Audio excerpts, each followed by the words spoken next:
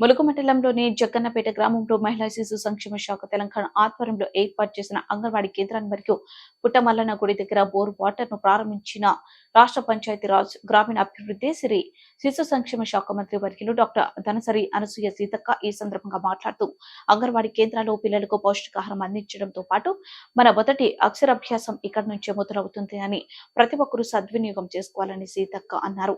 త్వరలోనే అనేకమైన రోడ్డు పనులు ఇతర అభివృద్ధి కార్యక్రమాలను ప్రారంభించుకుందామని మంత్రి అన్నారు. ఈ కార్యక్రమంలో జిల్లా కలెక్టర్ ఇలా త్రిపాఠి, ఐఏఎస్ అదనపు కలెక్టర్ శ్రీజ, ఐఏఎస్, ఐసిడిఎస్ అధికారి మరియు అంగన్వాడీ టీచర్ తో పాటు గ్రామ ప్రజలు, మహిళలు పెద్ద ఎత్తున పాల్గొన్నారు.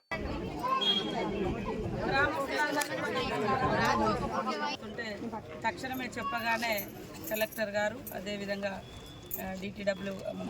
డిడబ్ల్యూ గారు, మరి అడిషనల్ కలెక్టర్ అందరూ అనుకొని ఇక్కడ తొందరగా పిల్లల కోసం ఒక మోడల్ అంగన్వాడీ సెంటర్ను మనం ఇవాళ స్టార్ట్ చేయడం జరిగింది. వాస్తవానికి అంగన్వాడీ సెంటర్ ఎక్కడో ఊరవతలు ఉంటుంది లేదా దూరం ఉంటుంది, బడి ఒక కాడ ఉంటుంది.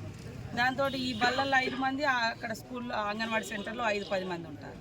కాబట్టి ఇబ్బంది అవుతుందని ఇప్పటి నుంచి రాష్ట్ర వ్యాప్తంగా కూడా అన్ని అంగన్వాడీ సెంటర్లు ఇక్కడ ఎక్కడైతే ప్రాథమిక పాఠశాల ఉంటుందో దాని ప్రాంగణంలోనే కడితే ఆ పిల్లలు ఈ పిల్లలు ఇద్దరు కలిసి ఆడుకోవడం కానీ, ఒకవేళ కొద్దిగా ఆ టీచర్ లేట్ అయినా, ఈ మేడం లేట్ అయినా మళ్ళీ ఆ పిల్లల్ని కూడా చూడడానికి అవకాశం ఉంటుంది. కొద్దిగా సందడిగా కూడా ఉంటుంది. మనం చూస్తే ఇక్కడ 5గురే ఉన్నారు, ఆడ 8 మందే ఉన్నారు. ఆ బడి అక్కడ, ఈ బడి ఇక్కడ. అట్లా కాకుండా రేపు భవిష్యత్తులో కూడా ఈ అంగన్వాడీ సెంటర్కి వచ్చే పిల్లల్ని మళ్ళీ ఇదే స్కూళ్ళల్లో జాయిన్ చేయించడానికి కూడా మంచిగా ఉంటుంది. భవిష్యత్తులో నర్సరీ స్కూళ్ళ లెక్క కూడా ఇక్కడికి వచ్చేటువంటి పిల్లలతోటి ఇంగ్లీష్ మీడియం ఇప్పుడు ఏబీసీలను పెట్టించాలి, అట్లాంటివి కూడా పెట్టాలని మరి రాష్ట్ర ప్రభుత్వం మేమందరం అనుకొని ఒక ప్రయత్నంగా ఫస్ట్ మరి ఇక్కడ మనం మొదలు పెట్టడం జరిగింది ములుగు జిల్లాలో, మన గ్రామంలో.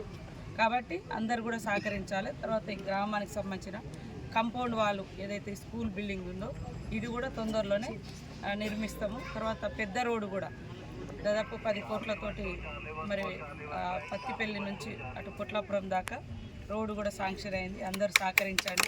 నష్టపోయినటువంటి వాళ్ళకి తప్పకుండా ఎంతో కొంత వారికి నష్టపరిహారం ఇద్దాం. ఇప్పుడు వచ్చే దాంట్లో కూడా ఇందిరమ్మ ఇళ్ళల్లో కూడా వాళ్ళకు ఫస్ట్ ప్రయారిటీ ఇస్తాం. ఎందుకంటే ముందు రవాణా పెరుగుతూ ఉంటుంది కాబట్టి మళ్ళీ తర్వాత మనం చేసుకోవాలంటే ఇబ్బందులు ఉంటాయి. కాబట్టి దానికి కూడా మన వాళ్ళందరూ కూడా సహకరించండి. తప్పకుండా ఈ యొక్క 10 రోజులు నాకు మేడారం జాతర బిజీ ఉంది. అయిపోయిన తర్వాత అందరి మన గ్రామంలో సమస్యలు కానీ, ఇండ్ల సమస్యలు కానీ, పిల్లల కానీ ఏది ఉన్నా కూడా నేను దగ్గరుండి మీ అందరికీ సహాయం చేస్తాను.